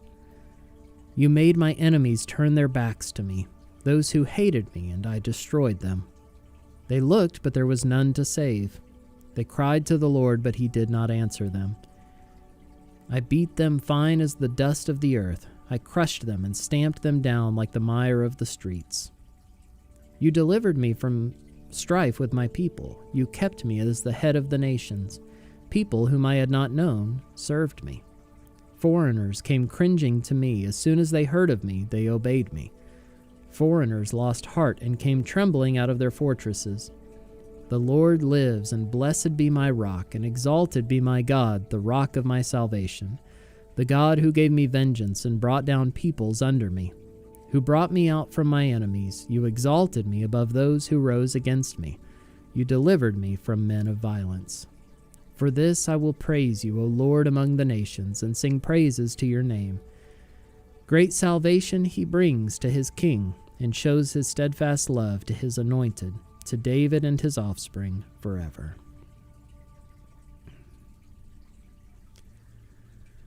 Second Samuel chapter 23.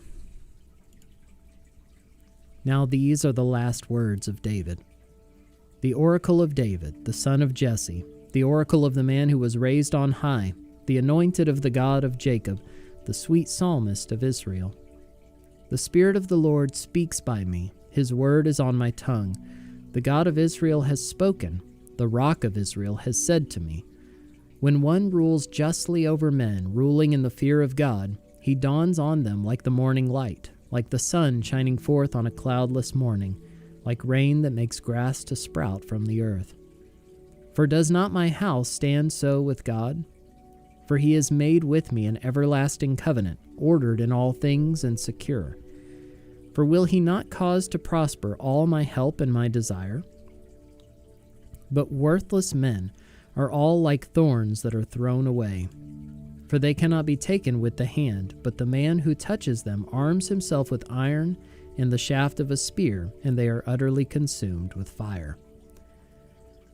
These are the names of the mighty men whom David had. Josheb-Basshebeth, the Tahkemonite. He was chief of the three. He wielded his spear against 800 whom he killed at one time. And next to him among the 3 mighty men was Eleazar the son of Dodo, son of Ahohi. He was with David when they defied the Philistines who were gathered there for battle, and the men of Israel withdrew. He rose and struck down the Philistines until his hand was weary, and his hand clung to the sword. And the Lord brought about a great victory that day, and the men returned after him only to strip the slain. And next to him was Shammah the son of Agi the Hararite. The Philistines gathered together at Lehi, where there was a plot of ground full of lentils, and the men fled from the Philistines. But he took his stand in the midst of the plot and defended it and struck down the Philistines, and the Lord worked a great victory.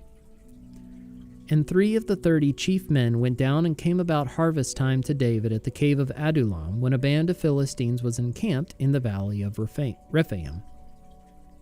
David was then in the stronghold, and the garrison of the Philistines was then at Bethlehem.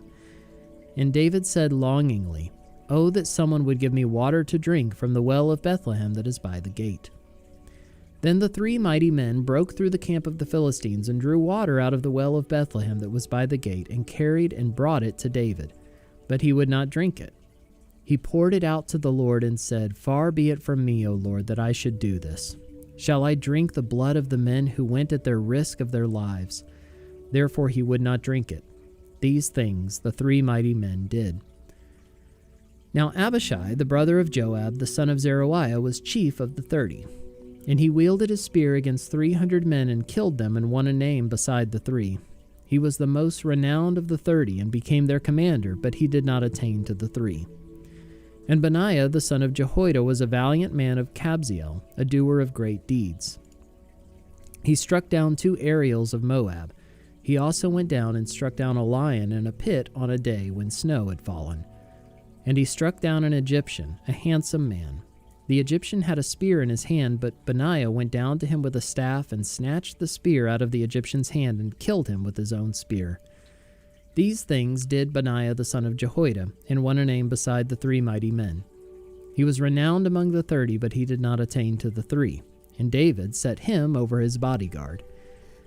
Asahel, the brother of Joab, was one of the 30, Elhanan the son of Dodo of Bethlehem, Shammah of Harod, Elika of Harod, Helez the Paltite, Ira the son of Ikesh of Tekoa, Abiezer the son of Anathoth, Mabunai the Hushathite, Zalmon the Ohahite, Maharai of Netopha, Heleb the son of Banah of Netopha, Ittai the son of Ribiah of Gibeah of the people of Benjamin, Benaiah of Pirathon, Hiddai of the brooks of Gash, Abai Alban the Arbathite, Osmaveth of Bahurim, Eliabah the Shalbanite, the sons of Jashan, Jonathan, Shammah the Hararite, Ahiam the son of Sharar the Hararite, Eliphalet the son of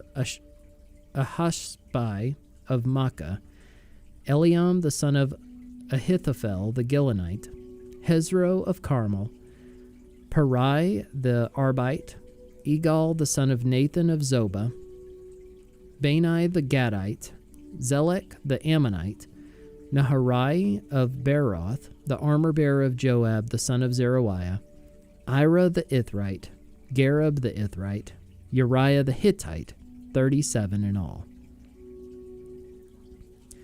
2 Samuel chapter 24. Again the anger of the Lord was kindled against Israel, and he incited David against them, saying, "Go, number Israel and Judah." So the king said to Joab, the commander of the army, who was with him, "Go through all the tribes of Israel, from Dan to Beersheba, and number the people, that I may know the number of the people." But Joab said to the king, "May the Lord your God add to the people 100 times as many as there are, while the eyes of my lord the king still see it. But why does my lord the king delight in this thing?" But the king's word prevailed against Joab and the commanders of the army.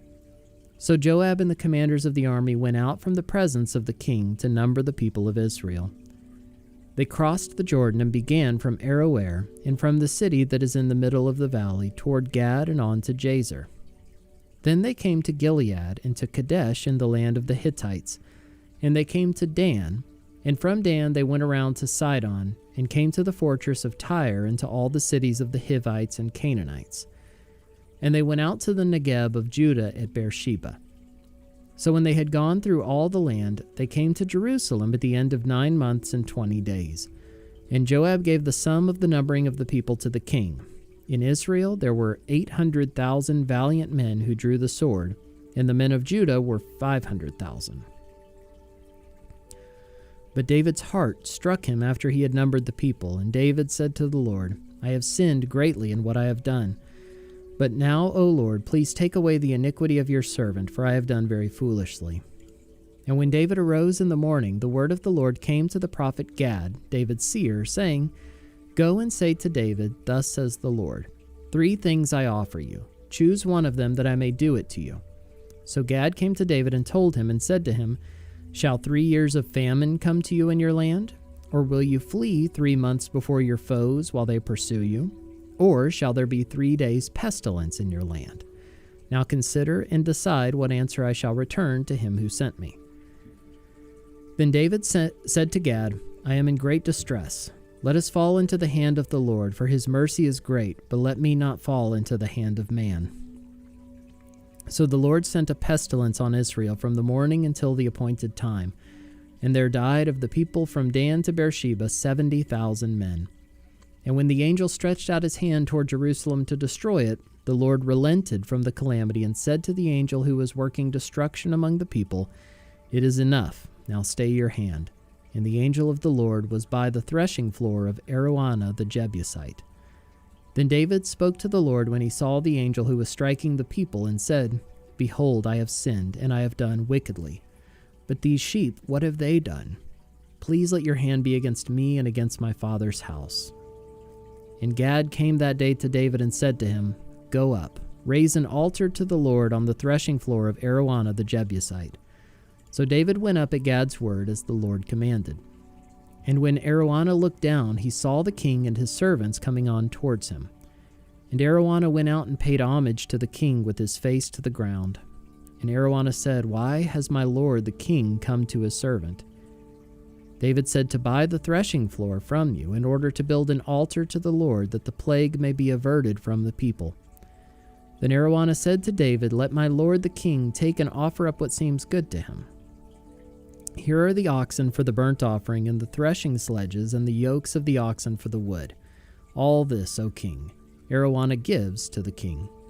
And Araunah said to the king, May the Lord your God accept you.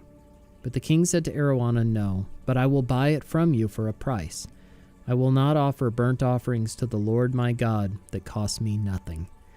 So David bought the threshing floor and the oxen for 50 shekels of silver. And David built there an altar to the Lord and offered burnt offerings and peace offerings. So the Lord responded to the plea for the land, and the plague was averted from Israel.